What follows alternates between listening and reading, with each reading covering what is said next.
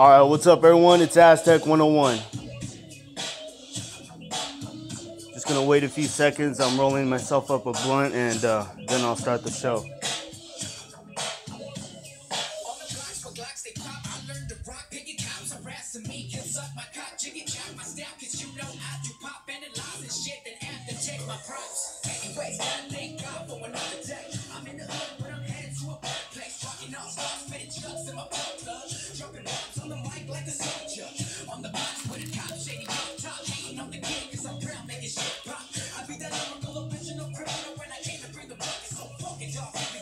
I'm gonna start the show in a little bit.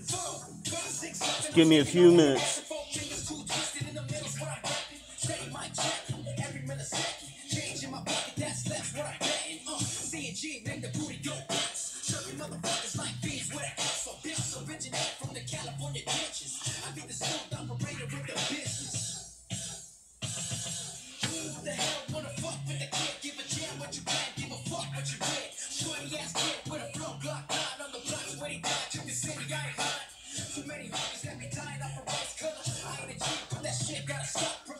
All right, guys, this is Aztec 101 in the ring. I do want to talk about probably one of the biggest fights this year. Honestly, I'm glad that the fight is happening. I think my biggest issue is just if the fight doesn't happen, if there's a reason that Lomachenko can come up with to not fight Rigo, that Rigo wouldn't have another option. That was my biggest issue, right? And it really did look like, Rigo had no internal reason to try to make that fight because fans realistically weren't demanding the fights in the lower weight divisions to begin with because they're unfamiliar with the fighters. Some aren't, some know who they are, but relatively unknown. Lomachenko, though, coming from 130, he's one of the fighters that people are now noticing that mainstream media is talking about. It's, right now Lomachenko, he's known as a Matrix. We have a nickname for him. And you got Rigondeaux right now he doesn't have too much time. Marvin Gardens, what's up? Old ass Rigo wants that retirement fund. Absolutely. He's only got a few years left. There's years left. Like, he can still fight, I don't know in what condition his body's in. He should know better than I do. But, honestly, I really do think that he can last in there for a couple years. And, I was expecting the fight would take a little bit longer to negotiate. But it happened fairly quickly. It was just a few months ago. We're planning on watching Lomachenko and Mariaga. And that's kind of when the question was starting to come up. Like, why is he fighting this guy? Why doesn't he fight Rigo, right? And then there were people questioning Rigo, too. Why isn't he fighting or calling out any of the other champions in his division? But none of that matters now because it seems like the fight's going to happen in December. That's really soon, a lot sooner than I thought any of this was going to go down. So 2017 it's only getting better. Now, I kind of want to talk about the fight. I want to talk about significance, who's taking the risk here, where do I give props and where do what do I see happening after? Because there's two scenarios. You have Lomachenko winning or you have Rigo winning. And I'm going to talk about, what I hope to happen if either one wins. Let's see here. Marvin Gardens, I'm just glad they're fighting so both sides of the YTBC can stop bitching. Yeah, because after this, there's nothing to talk about, Because it's always... it's kind of creating like a Mayweather-Pacquiao type of shit where the people following either Rigo or supporting Lomachenko, they're not really paying attention to the fighters around that are in that division. They're just focused on these two fighters. And it seemed almost impossible that the fight was going to happen, so it's very easy to say, Lomachenko, he's hype. He would get beat by Rigo. And it'd be easy for Lomachenko fans to say, Rigo's too small. Lomachenko's going to kill him. You know what I mean? But now it got real. now it got real. Now they're negotiating, and by December we're gonna find out really what's up. And there's a lot to look at here because Lomachenko he's not, how would I put this?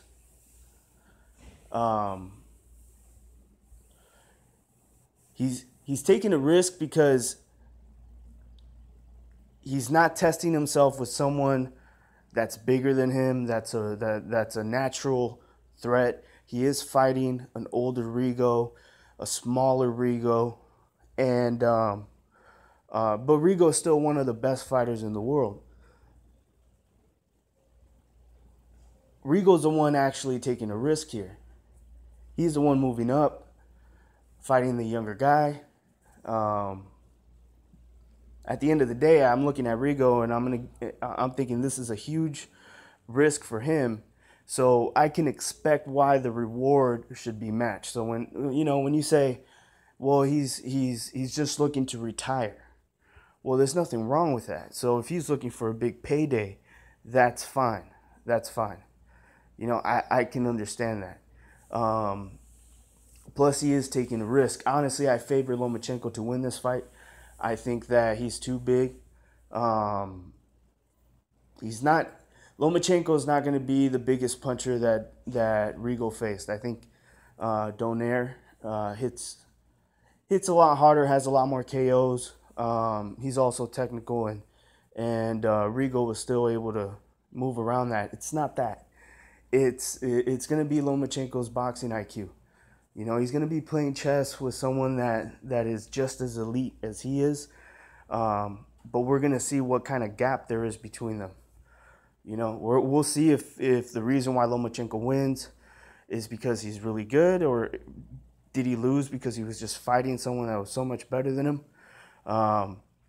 This is the only risk that Lomachenko has if he loses to Rigo is a possibility of having the networks just give up on him, and being put. Right now he's not built to be a pay-per-view star. He's not there yet. So there's a good chance that he could get thrown away. There's a stock of fighters, and why not pick up Terrence Crawford? A lot of people get upset because of how the networks rank the fighters that they're pushing. They're like, oh shit, man, they rank them so high, and then you're looking at the small details like who's at number 1, who's at number 2 or 3, and someone like Lomachenko, he gets put at number 1, right? But I don't think people understand how fickle, how quickly the networks can take that name and drop him. As soon as he loses, even if it's a close fight or a questionable fight, they're gonna pick up and run with the winner, and he could get let go. And there's Crawford on HBO. This fight's gonna be on ESPN, right? Which Crawford has already fought in. Lomachenko has fought in it. Pacquiao and Horn have fought in it. So ESPN will push the fighters that fight on their network, and that's kind of the reason. It's kind of the reason why I think that that's probably the biggest concern that Lomachenko will have. Will be, you got to win this fight, bro. Like you're fighting a fighter now that you're in it. The reality struck, and we got to say the truth. You're fighting someone that's older than you. That is possibly on his way out, that is moving up from a way smaller division. You have to win this fight. I can't be convinced that you're number one pound for pound if you already lost to Salido, and then now you lose to Rigo. So he has to put on he has to put on a good fight. If he gets outboxed severely, I think the networks will probably look another way. They'll probably look another way. Now, one thing that I'm interested in seeing is people's reaction after the fight. What's going to happen after that? At the end of the day, you're going to have to give, for anyone that was labeling Lomachenko as number one pound for pound, you're going to have to give that credit to Rigo for beating your number one pound for pound fighter. Marvin Gardens, 4 gold medals, 2 trophies. And they can't sell it on pay-per-view. If this was welter, this would be doing record numbers. Well, I don't think it's the division. You know what I mean? Oh, yeah, you're right. Maybe at welterweight.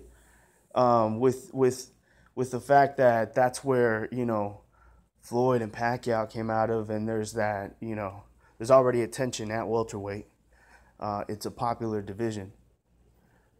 I get it. Yeah, there's a lot going on there.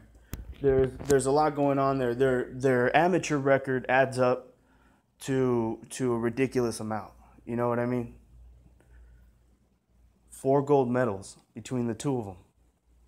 That's impressive. That's very impressive, right? Very, very impressive. But at the end of the day, they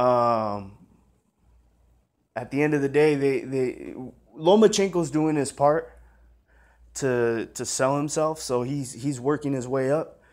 But Rigo never really did that. He never felt like he needed to do that. You know what I mean? Like he would win his fights, but he didn't feel necessary to press the action, which you could see there's a change. There's a change. He took the past I think two or three fighters out like vicious on some vicious shit, breaking people's face. You know what I mean? Knocking them out. I mean, this guy is he's one of the few fighters that you can tell that even at his older age, he's durable. He's still durable, and he still moves right. So I don't know. What do you guys? What do you think? I don't know if Marvin Gardens is still on here, but how do you think this is gonna go down? Who do you have winning this fight?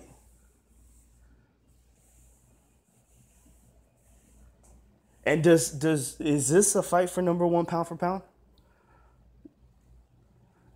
Would this be a proper, like, oh shit, the winner of this fight is number one pound for pound? With the pound for pound argument, I find it funny that every other fight, the conversation changes. We're starting to see like these guys are gonna be on the pound for pound list for like 2 weeks, and then shit's gonna change. And that's only because there's a lot of good fights happening this year. And if this happens in December, by 2018, you could end up seeing that the winner of this fight will be on, Ring Magazine's top pound for pound list. Let's see. Marvin Gardens, either close for Rigo or a shutout for Loma. Probably no KO. Yeah, you know what? If I'm thinking about the different outcomes of this fight, I think that if someone gets knocked out, it'll be Lomachenko. And I'm only saying this because Rigo hits really hard. And even though there is a size difference, I mean, they're really not that far apart. They're not that far apart, and I think Rigo's power will translate. It'll translate,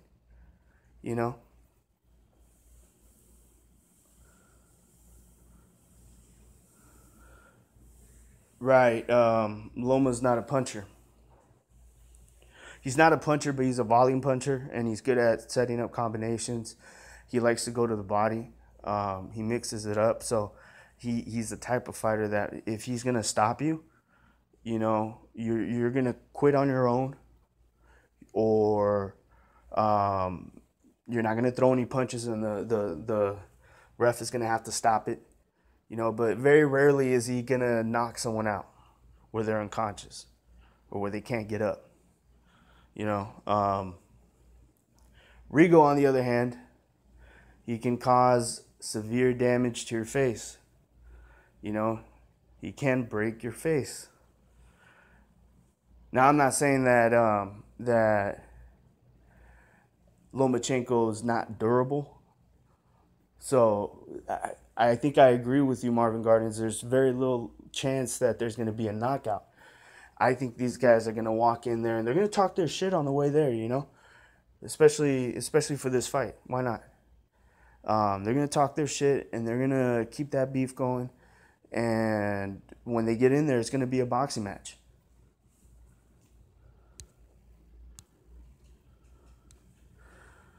Loma's not a puncher. It could be for Loma. Could be an RTD for Loma. Okay.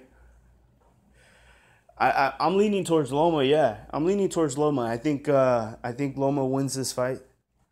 I'm leaning towards Lomachenko, but Rigo. This is not a one-sided fight. They each have their attributes, and this is a hard fight to. I think it's going to be one of the hardest fights to judge, unless someone really gets hurt. Because if this becomes a really technical boxing match and they're both landing sharp, good jabs, punches, combinations, and it's back and forth, this could be a very close fight every round. And you could see a draw. You know what I mean? Or you could see the judges favor a fighter and then they just give it to someone. You never know. Did I see Nordic's vid? No. What he saying it? Was he talking about the Rigo fight?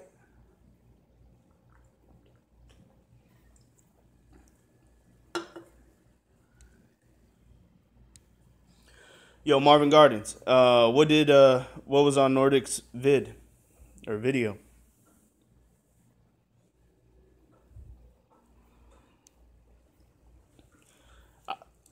I can't wait till the Rigo fight or the Rigo and Lomachenko fight gets together. Honestly, what's up, Rasclot? What's up, man?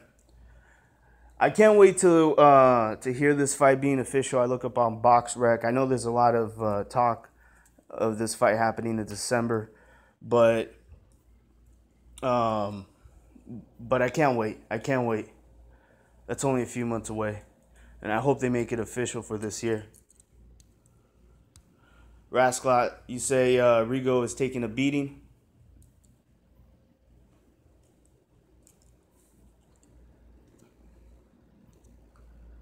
He was talking about Loma making Rigo lead.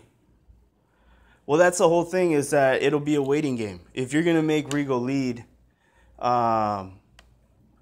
you're going to have to win the first 2, 3, 4 rounds and then take a step back and force Rigo to win those rounds. And I think it's going to be a chess match because they're both going to be trying to set their own pace. They're both going to be trying to set their own pace. If one starts to pick it up, the other one's going to try to slow him down. And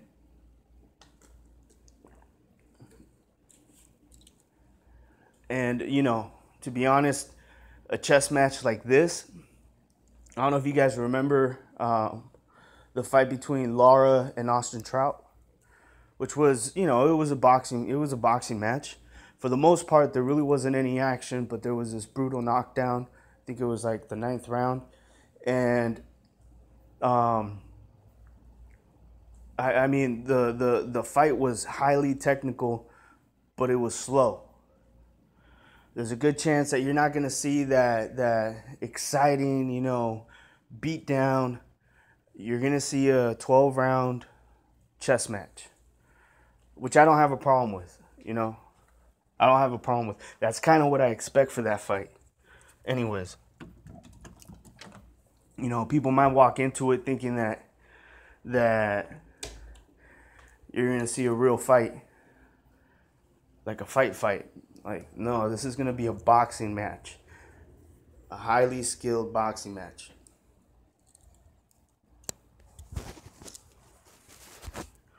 Rasclot, you're not a fan of Rigo?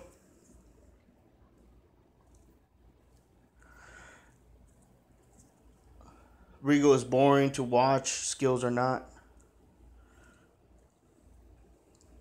Well, I mean, I'm not.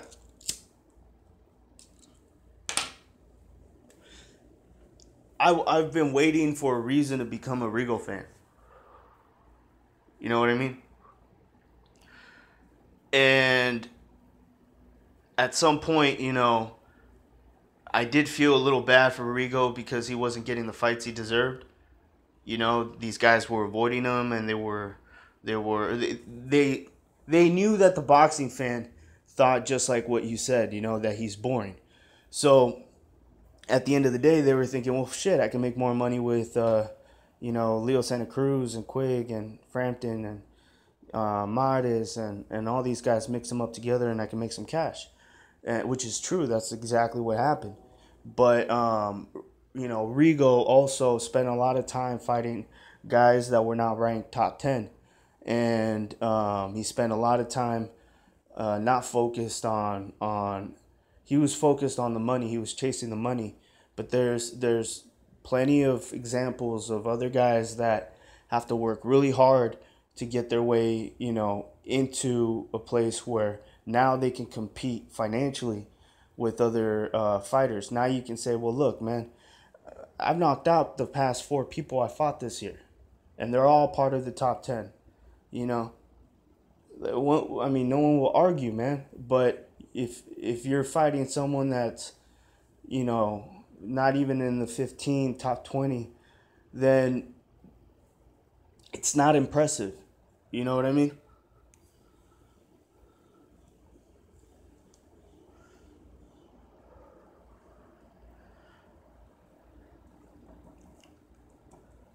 Yeah, he did. He did. I mean, it's kind of fucked up, the situation they have in Cuba. They're not allowed to go pro.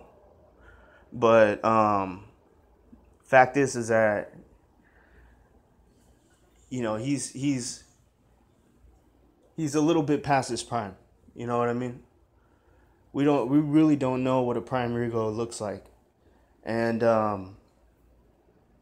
yeah, Rigo coming in at 2004, 2003.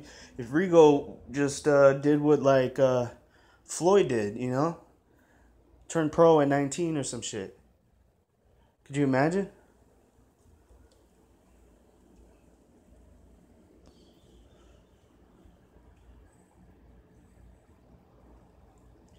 Yeah, I think the fight's at 130. I think Rigo said that he doesn't care about the weight.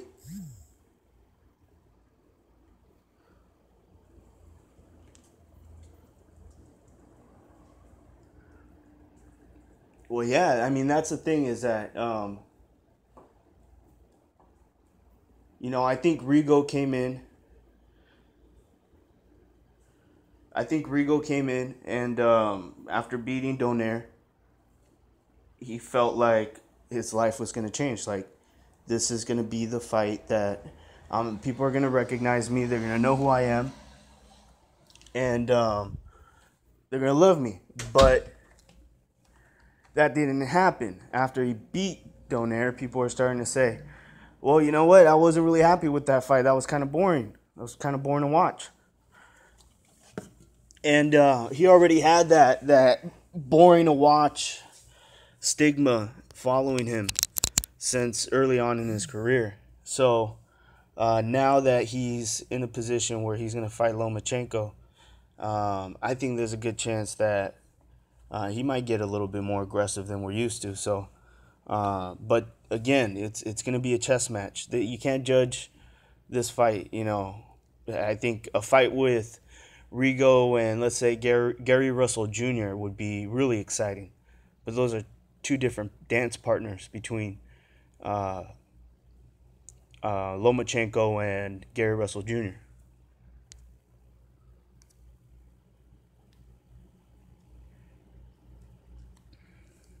It's hard to be a star if you don't speak English and also having a shitty promoter.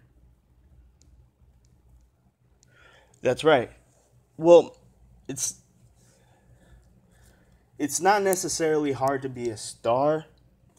You just have to work with the market. And the fact is that it would be a lot harder, in other countries, even in Europe, because the fact is that most Spanish speaking people are right now in South America and Central America and parts of the United States.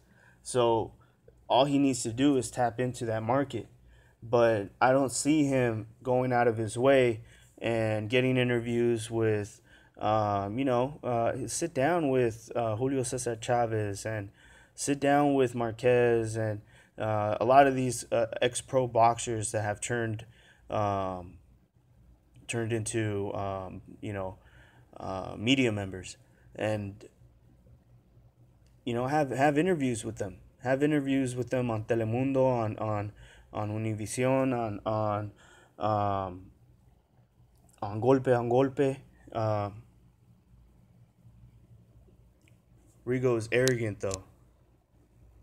But see, that's not that's fine. I mean, I don't think boxers are unfamiliar with that type of attitude.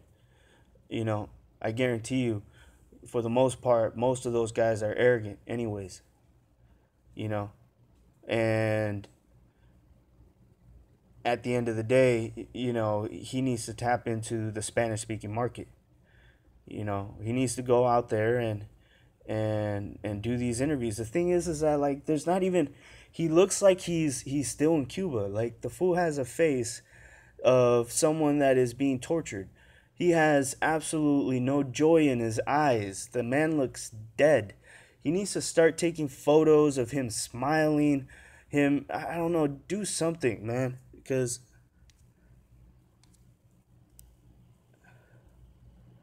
for me, if you have a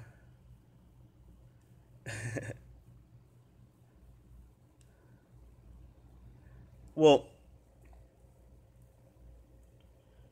the whole thing with Rigo, man, is just that he's not aligned with proper management. At the end of the day, it's not his promoter, it's his manager. The promoter is there to promote him, but the promoter is also there to make money for themselves. The only way the manager can make money is by bringing in sources of income for the fighter. That's the whole reason of why you get a manager. A manager is there to say, all right, well, you know, his first job is to find you a promoter. That's his first job. And then his job after that is to get you more income. And he lines you up with certain things. But the reason why he puts you in with the promoter also has resources and connections to news outlets, television, podcasts. They have connections at ESPN. That's what. But you can still do it on your own. Rigo just has to work a little harder to reach out and create those connections, and that's his manager's job, though. That's why he's paying his manager. And I have a feeling that his manager's just sitting back and focusing on one fighter. It'll be easier to do that. And I guess he applied enough pressure to where this fight is actually going to come true. He did something good there. I mean, he went after a solid competition. And at the peak of Lomachenko's career, because who knows what we're gonna see with Lomachenko. He could fight Mikey Garcia and lose, So get him right now strike while the iron's hot. You know what I mean?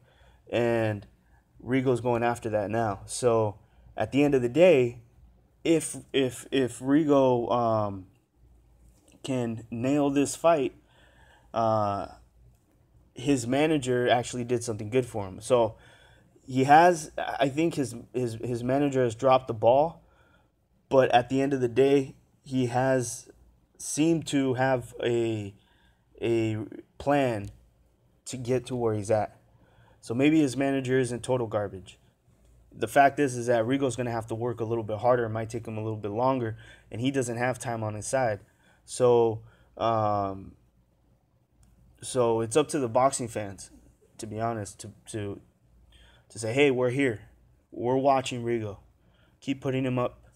I want to see these fights, and start naming off other fights, other matchups that we would like to see Rigo in.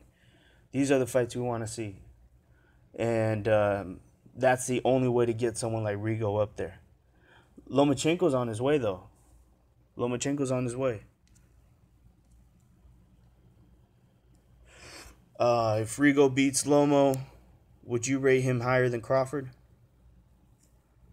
Rasclat. I already rate Rigo higher than Crawford. On my pound for pound list, I have Rigo way above Crawford. I actually have a video where I did a pound for pound list, and there's a few things I change, but not much. But I think I did that video like a month ago, maybe 2 months ago. But I have Rigo above Crawford, and that's only because I'm going based on the eye test, what I've seen, and I see a more technical, better fighter than a more well-rounded fighter than Crawford. Well, it's a big deal. Yeah. Look, here's the thing. What are we talking about? How am I rating him? If we're talking resume, Crawford has a better resume.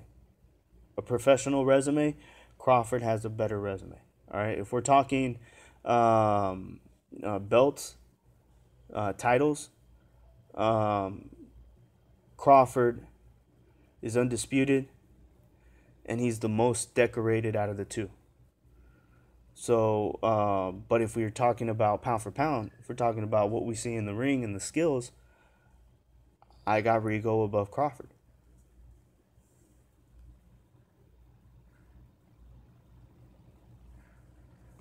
Well, it's just the fact that it's based on the eye test, It's based on, well, who's better, who's a better boxer, you know. If we're talking resume or if we're talking legacy, Crawford is developing a better legacy, a stronger legacy. You know what I mean? It's a lot like if you were asking like pound for pound, let's say we said Roberto Duran or Aaron Pryor, right? Who has a stronger legacy. You can have a conversation, and at the end of the day, you might come to the conclusion that Duran has a better legacy. But let's say you were to have a discussion on who's better pound for pound, and there could be an argument with someone that saying, well, I think Aaron Pryor was a better fighter. Pound for pound wise, I think he was a better fighter. And that's all based on the eye test, It's like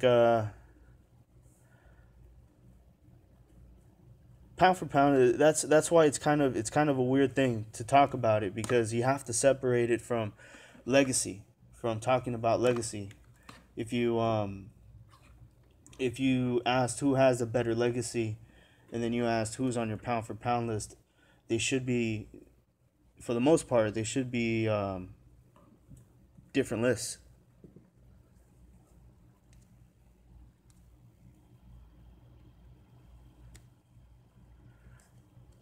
Right, Rascalot. Yeah, see, so Aaron Pryor is an example. I mean, there's other examples, but to hit the nail on the head, it's kind of hard. But at the end of the day, pound for pound, if we're going to be discussing pound for pound, I think that Rigo should be higher on the list than Crawford. On my top three, I think I had Cuadras, Lomachenko, and Rigo, and those can be moved around however you want. And that's just how I have it so far. You know what I mean? It's all based on the eye test, just what I'm looking at. There's things I haven't seen yet. It all depends on their matchups. You know, with Floyd Mayweather, it was a little bit different. You know, with Floyd Mayweather, by the time he hit the pound for pound list, there was already doubts on whether it should have been him. But with every fight that he had and the different styles that he was fighting, people started realizing, well, wait, you know, well, maybe he's not good against bigger fighters. Well, no, he can beat bigger fighters. Well, maybe he's not good against southpaws. Well, no, he can beat southpaws. Well, how about a fighter that just comes forward? Nah, he could beat him. We see it. The next thing you know, they throw at him, oh, how about a fighter that can move? A slick fighter. Boom, he beats him. He's kind of knocked out so many different styles in boxing that it's kind of hard to argue that there's anything that, you know, Floyd Mayweather can't handle. So it gets to the point where his pound for pound status, regardless of what you say about his legacy, like saying, oh, well, he beat an old this and a young that and someone that was past his prime. At the end of the day, you know, you do have to give him credit, or you don't have to. You don't have to do shit, but I give him credit for beating all these different styles and proving to me that there's very little that he can't handle. And you know, he's definitely a solid pound for pound fighter. You know, someone that if you said he's number one pound for pound, I wouldn't argue. You know, he's the best fighter right now. Yeah. Nowadays, now we have Crawford, Lomachenko, Canelo, Triple G.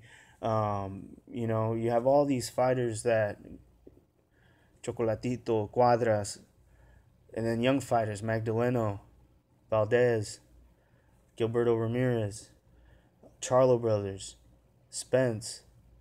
You have so many young fighters. You have fighters that have been putting in work too. Thurman, you know.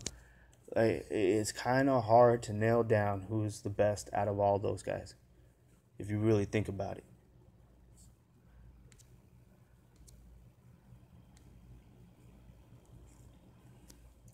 Rasclot, you never rated Floyd even close to pound for pound? Well, I mean, I guess to each his own, you know. It's just one of those things where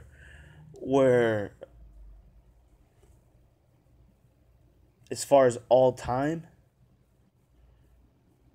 like if we're talking pound for pound, all time great, you know, no, absolutely not. I don't have him as the best. But if we're talking, you know, oh, live isn't working on your end? All right, man. Well, you know what? I think I'm just gonna continue this on tomorrow's live feed. I'm actually getting a little tired. I woke up early to go to work, and you know, I'll do this tomorrow. I'll pick it up again tomorrow. All right, guys. Well, have a good day. Enjoy your weekday, and hopefully I do this tomorrow, and you guys can tune in. Let me know if there's anything you guys want to talk about. This is Aztec 101 in the ring. I'm out.